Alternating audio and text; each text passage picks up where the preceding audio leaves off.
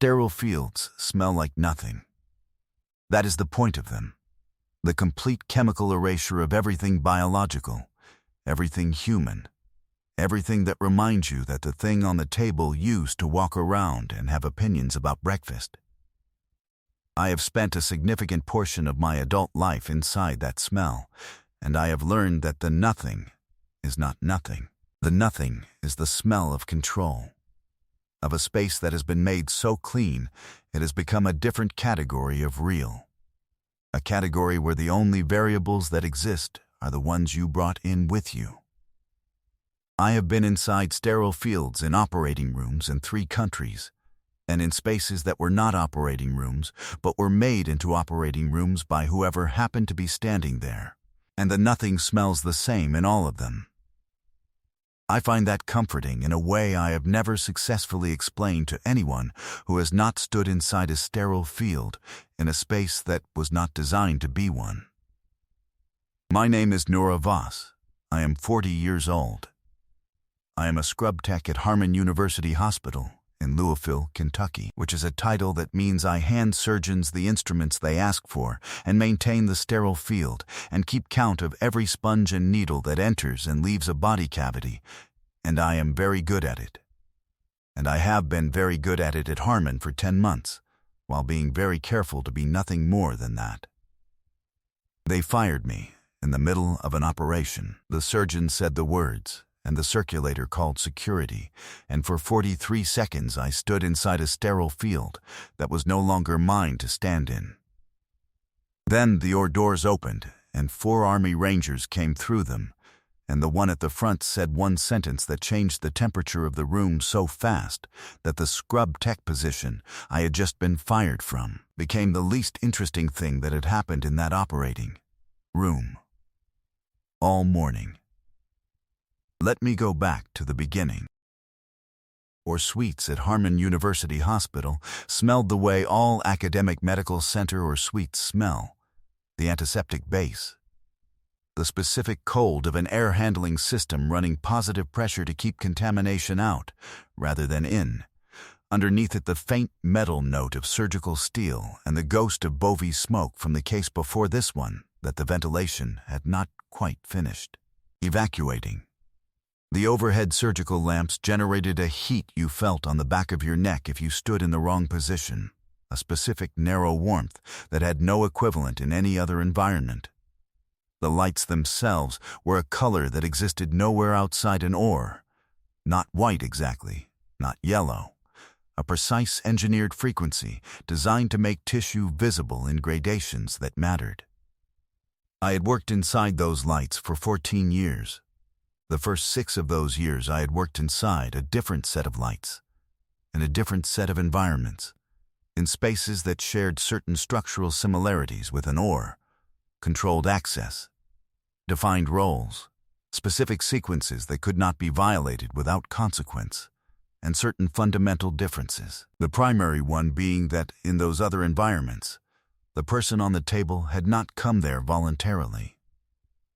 I set up my back table at 6:40 for the 7 a.m. case. This was the ritual that began every day I worked in the OR, and it was the closest thing I had to a prayer. Instruments in the specific sequence that made them findable by feel, not just by sight. Because there are cases where you cannot look away from the field to find what you need, and your hands have to know where everything is the way your tongue knows where your teeth are. Count the sponges. Count the needles. Verify the instruments against the preference card. Log the count. Sign the log. I had kept this ritual for 10 months at Harmon, and for 8 years before that in other ORs in other cities. Because the ritual was the discipline, and the discipline was what kept the field clean, and the count correct, and the patient on the table from leaving with something inside them that had not been there before they arrived. I had kept a version of this ritual in other kinds of operations, in other kinds of fields, in places where the count was not sponges and needles but personnel and equipment, and where the consequence of losing count was not a retained foreign body, but something that I had spent 4 years carefully not thinking about at 7 a.m. On a Tuesday morning in an OR suite in Louisville, Kentucky, the surgeon for the 7 o'clock case was Dr. Conrad Faber. Cardiothoracic, fellowship-trained, the specific variety of technically excellent that develops when a naturally gifted surgeon spends 20 years in an environment that rewards precision and punishes everything else. He was 53, and he moved inside an OR the way certain musicians move inside their instrument, not with effort, but with the specific ease of a person and a context so long acquainted that the distinction between them had dissolved. He was the best surgeon I had scrubbed for in 10 months at Harmon. He was also the most difficult person I had worked for in the same 10 months, which at an academic medical center in the company I had kept is a statement that requires a certain baseline familiarity with difficult people to fully appreciate.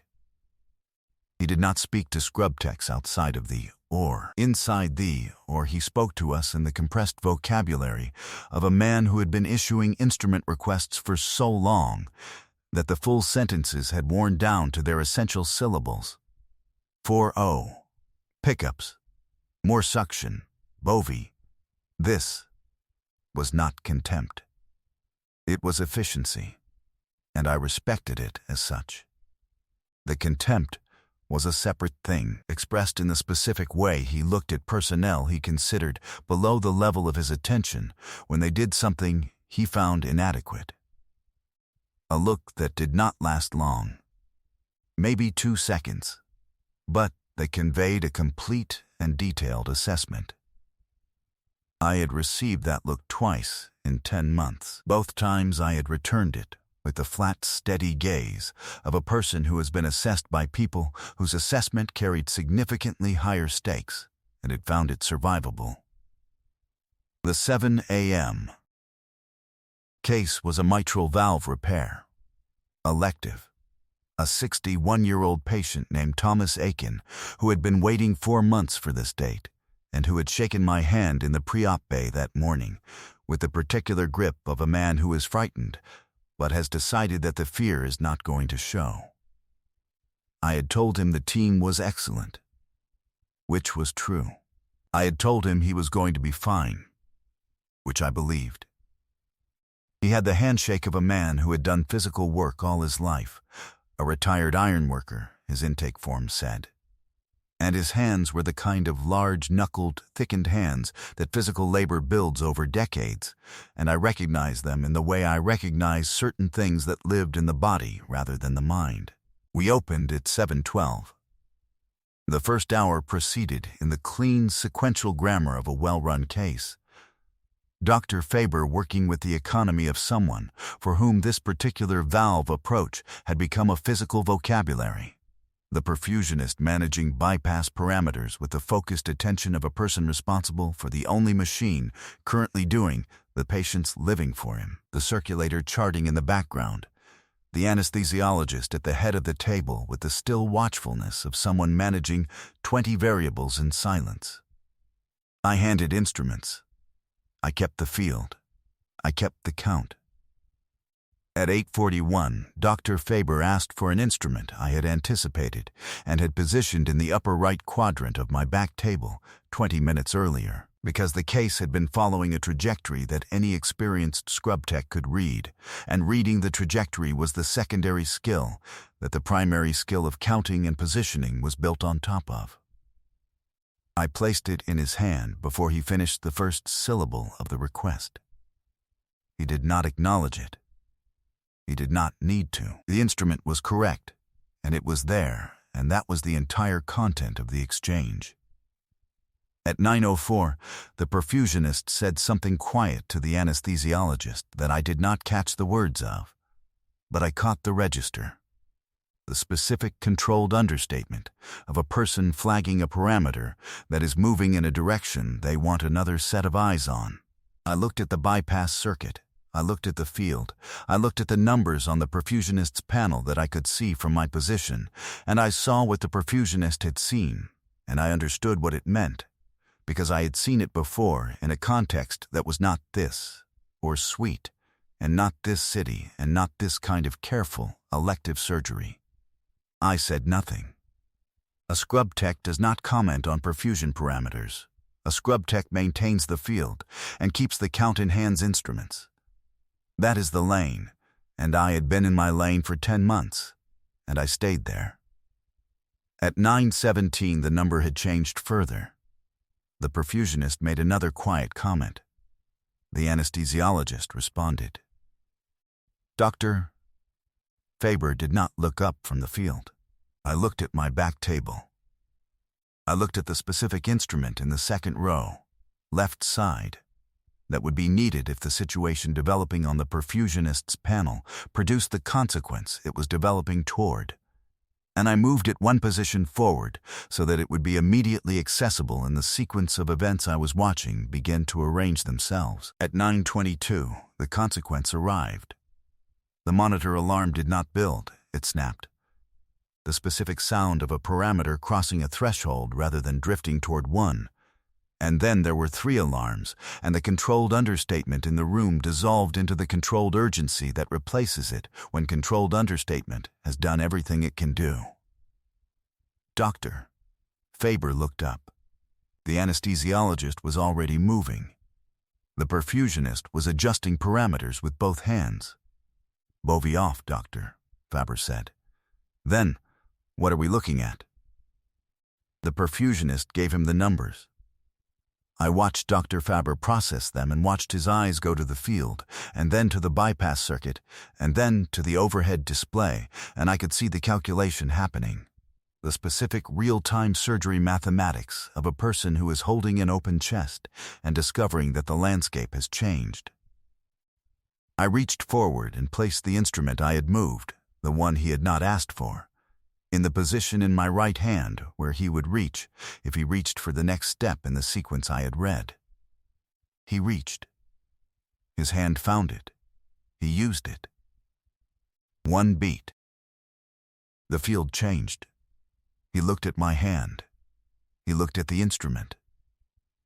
He looked at me with an expression I could not fully read in the specific visual environment of an oar, masked, gowned, only the eyes visible, but the portion of it that lived in the eyes was not the look he had given me twice before. He said nothing. He returned to the field. The next 40 minutes were the kind of 40 minutes that define what a team is. Quiet, fast, entirely focused, each person at maximum capacity inside their specific role. I did not move wrong once. I did not miss a request. I did not hesitate at a handoff. The count stayed correct. The field stayed clean. At 10:03, Dr. Faber closed. The rhythm came back on the monitor, the specific sound of a heart that has been stopped and started and has decided, without drama, to continue. Thomas Aiken's heart, which had been doing this longer than most of the people in the room, found its cadence and held it. I exhaled through my nose. One controlled exhale. At 10:11, with the chest closed and the team beginning the process of what happens after a surgery rather than during one, Dr. Faber looked at me across the draped field. You moved the instrument at 9:22, he said, before I asked for it. Yes, I said. Why? Because the perfusion parameters suggested the field was going to change in a way that would require it. You read perfusion parameters. I noticed a number that was moving. He looked at me for 3 full seconds. In an OR, with masks and surgical caps and 3 feet of draped patient between us, 3 seconds is a long time to look at someone. You're a scrub tech, he said. Yes. Scrub techs don't anticipate based on perfusion parameters. His voice had changed from the compressed syllables of the active case to something more deliberate. Not angry. Deliberate. They count sponges and they hand instruments when they're asked. They don't make clinical inferences, and they don't act on them without being instructed to. I kept my eyes on the instrument I was receiving back from the field. I counted it back onto the back table. I kept the count accurate. The instrument was correct, I said. That is not the point.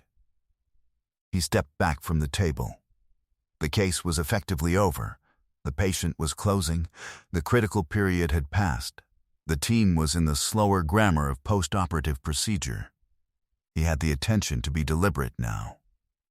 You exceeded your scope. You made an inference about a clinical situation above your pay grade, and you acted on it without authorization. In my oar. I thought about the patient. Thomas Aiken, retired ironworker, 4 months waiting, handshake of a man who built things with his body for 30 years. His heart had found its cadence. The outcome, I started, is not the point. Dr. Faber's voice was not loud.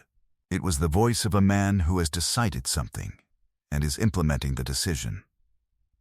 I don't run my or on the basis of whether the outcome excused the breach. I run it on whether my team follows the protocols that make good outcomes likely.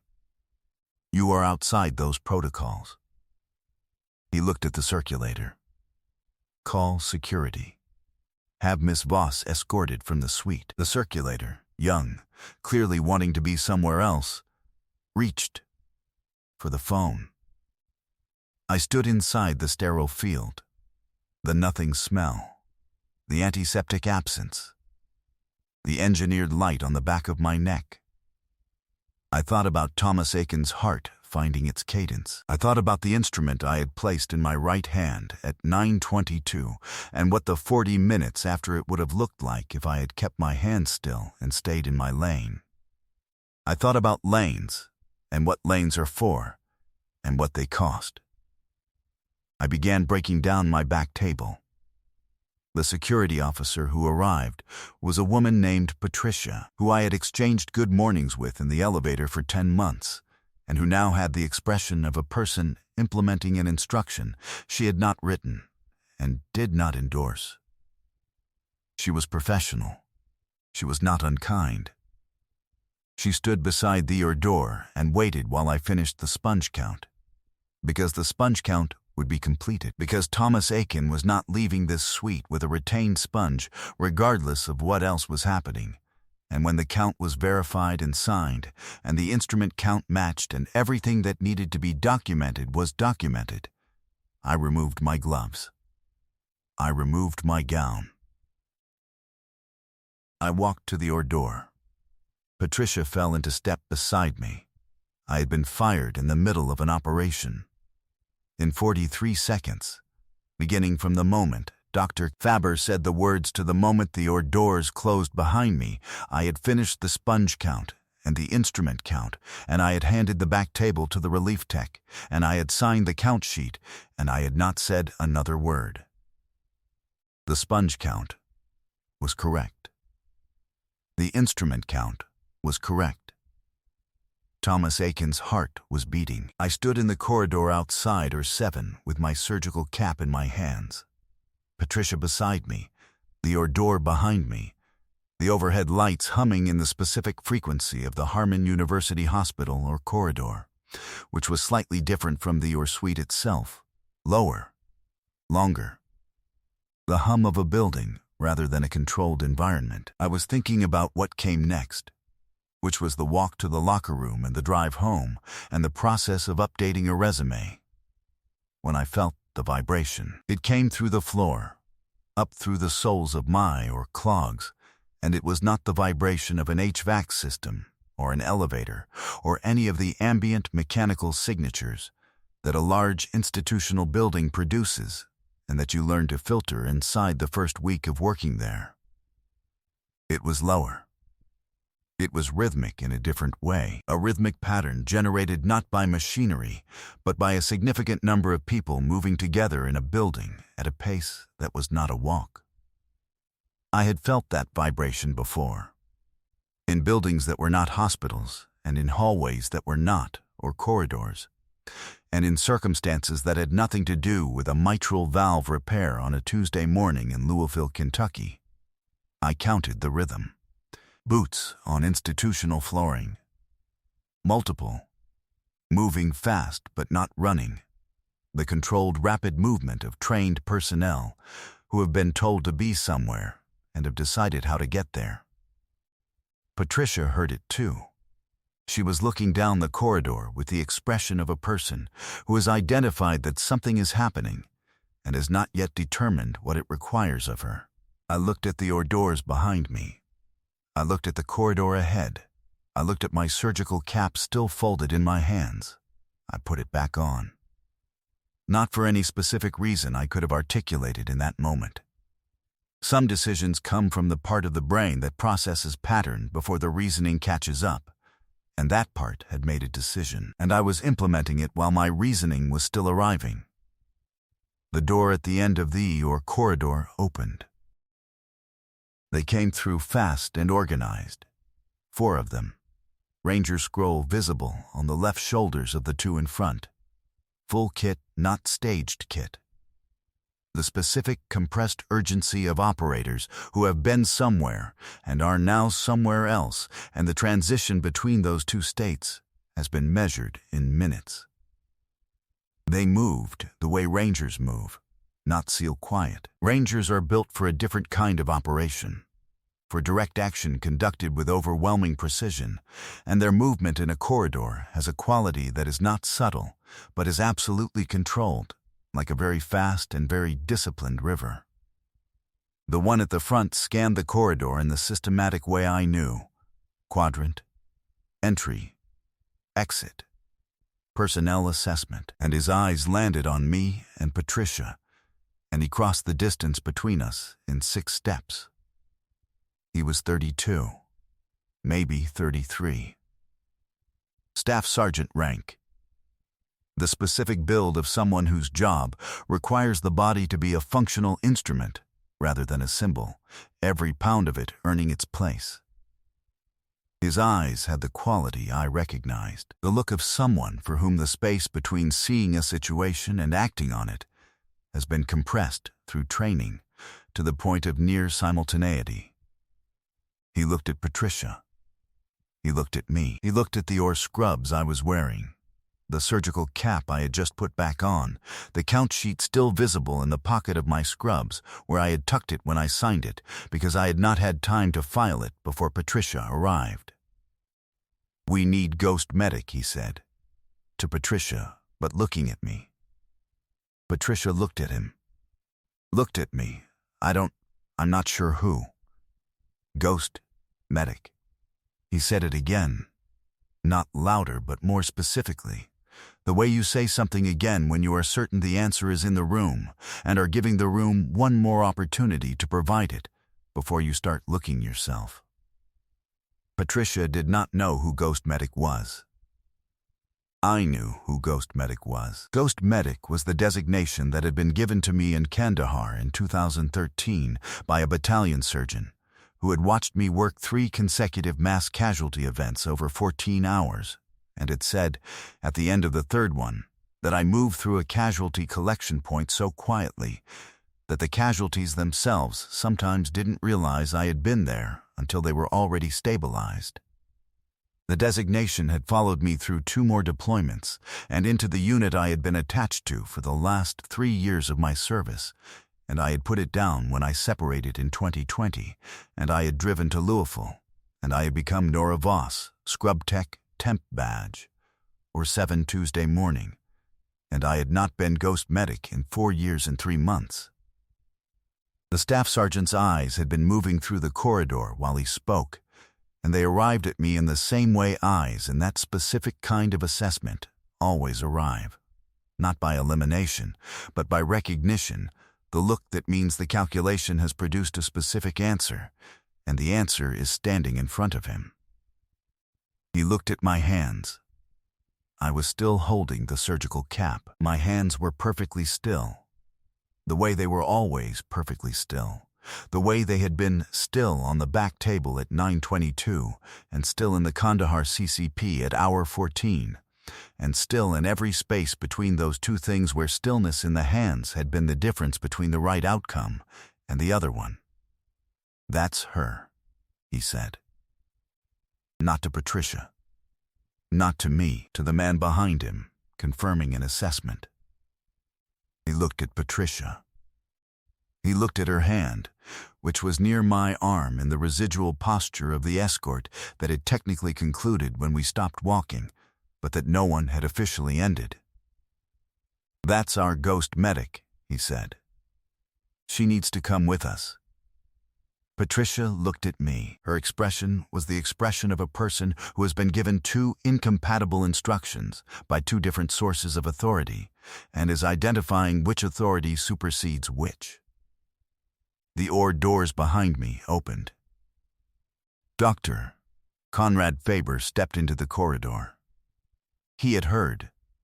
He was still in his surgical gown, which meant he had come directly from the OR. Which meant he had heard through the door, or through whatever institutional membrane carries sound in an or corridor. And he had come out, and he was standing in the doorway with the expression of a man performing a rapid and thorough recalculation. He looked at the 4 Rangers.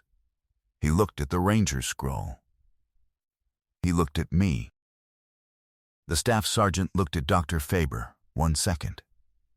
"Sir," he said, with the specific efficiency of a person delivering a complete message in a single word. It was not a greeting. It was a designation, the military's compression of, "I acknowledge your presence and your authority in its proper context, and I am about to explain that this context is different. We have a critical downstairs," the staff sergeant continued. "Multiple trauma, mass casualty, vehicle born-eyed, 2 hours in transit. We have 3 Rangers in your trauma bay and 4 more in the parking lot, and a medic who has been working for 2 hours and needs escalation. We need ghost medic." He looked at me. "We need her now." Dr. Faber looked at me for 3 full seconds, the same 3 seconds as before, except that what was available to him in those 3 seconds was different now, because the room had changed. "What's her background?" he said. The staff sergeant looked at me. He was asking me, not the staff sergeant. 68 Whiskey, I said. Combat medic. Then Special Operations Combat Medic. 4 deployments, attached to 75th Ranger Regiment the last 3 years of my service. Faber looked at the count sheet visible in my pocket. Looked at my hands. Looked at the OR doors behind him, where Thomas Aiken's heart was beating in the correct rhythm because someone who read perfusion parameters had placed an instrument in the right hand at 9:22. The scope of practice issue, he started, is real, I said, and it needs to be addressed. After, he looked at me. Something moved in his expression, not the look he had given me twice in 10 months. Not the deliberate 3-second assessment from across the draped field. Something different. The look of a man who is updating a file that he now understands was significantly incomplete. "Go," he said. I went. The trauma bay had 3 Rangers in it, and the controlled chaos of a civilian team trying to manage a mass casualty situation in a facility built for individual presentations. And the chaos was the civilian kind. Everyone moving, nobody moving together. The pitch and urgency of people who are very good at single-patient emergencies and are encountering something that exceeds that template. Sergeant First Class Yemi Bakare, the medic, the one who had been working for 2 hours, was at the primary casualty side, and he did not look up when I came through the doors, because he did not have the attention to spare. Which was correct. I read him the same way I read the OR, the specific controlled exhaustion of a person performing at maximum capacity for an extended period, every resource dedicated to the patient in front of him, with nothing left over for anything else. There were 3 patients. A 4th had been lost in transit. Bakare told me this in 6 words as I moved to the primary, the way field medics communicate losses. Factual and forward-moving, because there is nothing to be done about what is past, and there is everything to be done about what is present. The primary was a Ranger named Specialist James Okafor, 24 years old, anterior blast exposure, plus penetrating fragment injury to the right upper quadrant. Bakari had controlled the external, managed the airway, placed 2 large bore IVs, given blood products from the field kit. The right upper quadrant was the problem, not the fragment itself, which was contained, but the secondary injury the blast wave had created in the hepatic structures underneath it. The kind of injury that does not announce itself with dramatic external findings, and that you find by knowing where to look and what to feel for. Hepatic? I said to Bakari. That's my read, he said. Pressure's been holding, but I don't trust it. I did not trust it either. I put my hands on Okafor's abdomen. The specific palpation that tells you what you cannot see. The guarding, the rigidity, the distribution of rebound tenderness in a conscious patient who was trying not to show pain and was not fully succeeding. Because 24 years old and 2 hours of blast exposure will test the limit of anyone's ability to not fully show pain. You're doing great, I told him. I know it hurts. Keep talking to me.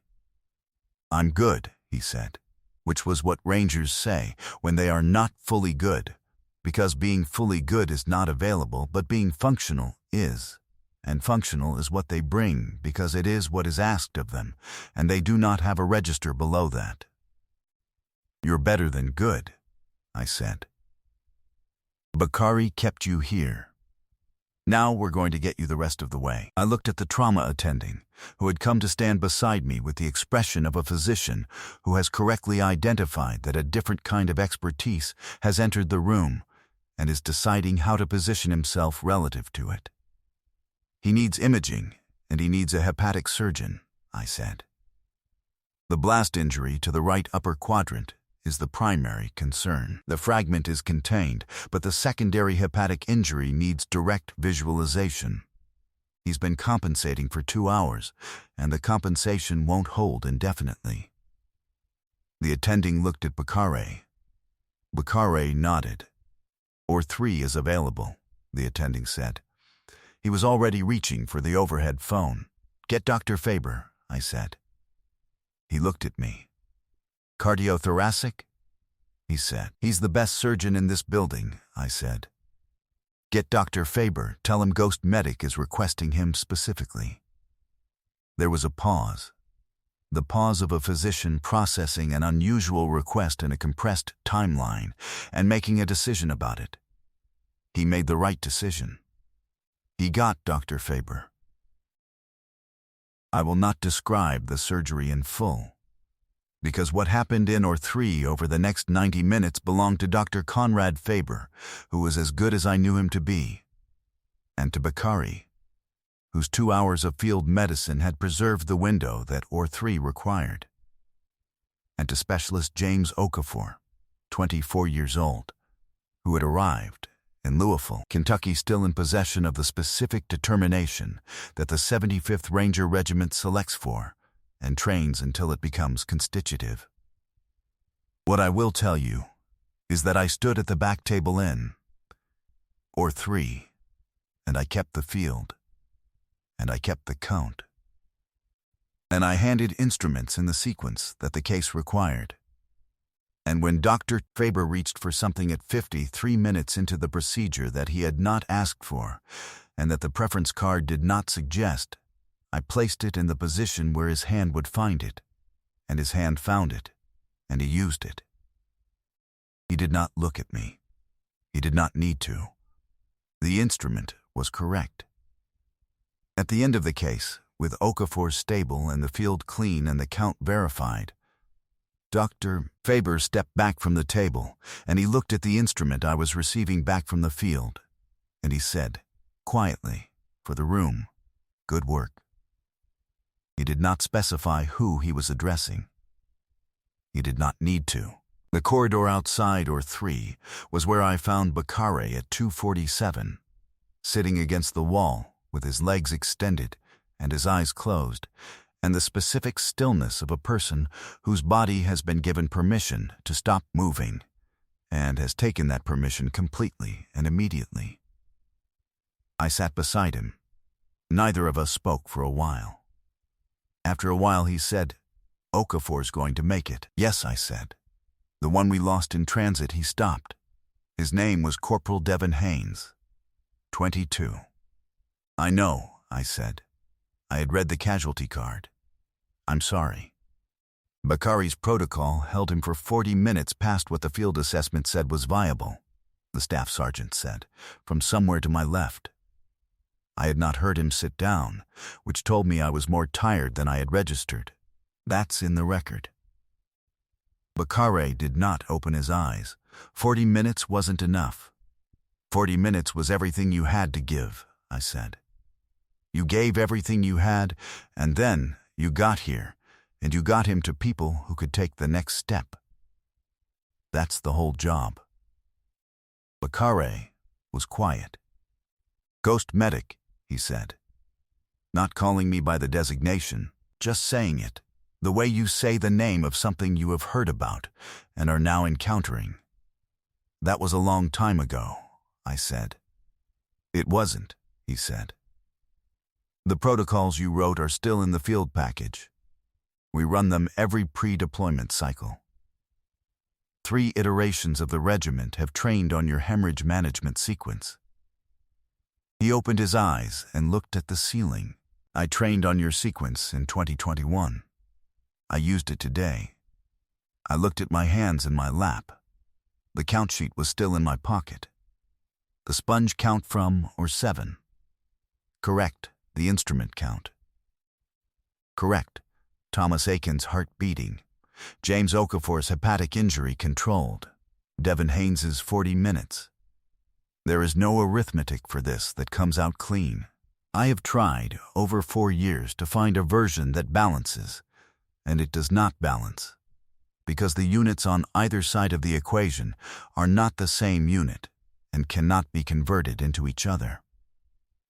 What you can do is keep the count and keep the field clean and put the instrument in the right position so that when the hand reaches it, is there. And you can do that for as long as you have hands to do it with.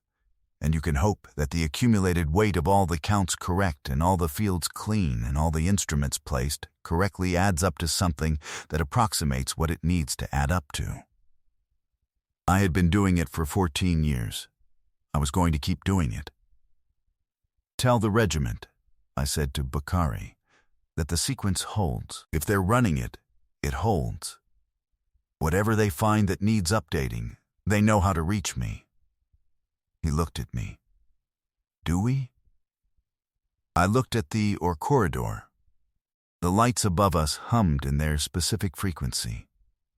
At the end of the corridor, through the window, the afternoon light of Louisville in October was coming in at a low angle, amber and flat, making the institutional surfaces look briefly like something else. "Yeah," I said. "You do." Dr. Faber found me at 3:40 in the locker room corridor, which was an unusual place to look for someone, and which told me he had asked where I would be. He had changed out of his surgical gown. He looked like the version of himself that existed outside the slightly less defined, as if the were the context in which he was most fully himself, and everything outside it was an approximation. He stood in the corridor for a moment. "The scope of practice issue," he said. "Still needs to be addressed," I said. "I know that." I spoke with administration this afternoon. He was looking at a point somewhere to the left of my face, the specific non-eye contact of a person saying something difficult. "The circumstances of the morning are, there's going to need to be a conversation about the termination, and about the events after, and about what the appropriate role is going forward. I understand." I also spoke with Aiken's family. He paused. "He's in the ICU, vitals stable, prognosis good. His wife asked me to find out the name of the scrub tech who stayed to finish the count after the case went difficult." I said nothing. I told her the scrub tech's name was Nora Voss. Another pause. I told her that Miss Voss had ensured the count was correct, and the field was clean, and that she had done her job completely. He looked at me directly now, Not the 2-second assessment. Something longer and less categorizing. I would like to know, he said carefully, what else Miss Voss's job actually consists of. I looked at my hands. That's a longer conversation, I said. I have time, he said. At 4:15 I went back to her 7. The suite had been turned over for the afternoon cases. Cleaned, restocked, reset. The specific blank readiness of a space that has been prepared for whatever came next. The back table was set up by the afternoon tech, instruments in their places, count sheet ready. The ritual begun again. I stood in the doorway for a moment. The nothing smell, the engineered light, the stillness of a space that had been made clean enough to become a different category of real. I thought about Thomas Aiken's hands, large-knuckled, thickened, the hands of a man who built things. I thought about James Okafor, 24 years old, functional because it was what was asked, and because he did not have a register below that. I thought about Devin Haynes, 22, and Bakari's 40 minutes, and the specific arithmetic that does not balance, and that you carry anyway because carrying it is the only thing that is accurate about the situation.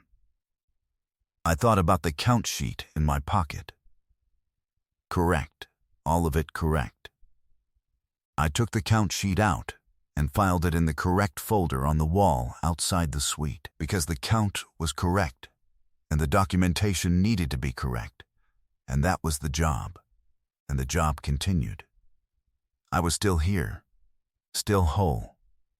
If Nora's story found something real in you, if you've ever done the right thing in a room that punished you for it and held your ground anyway, hit the like button and share this with someone who needs to hear it today.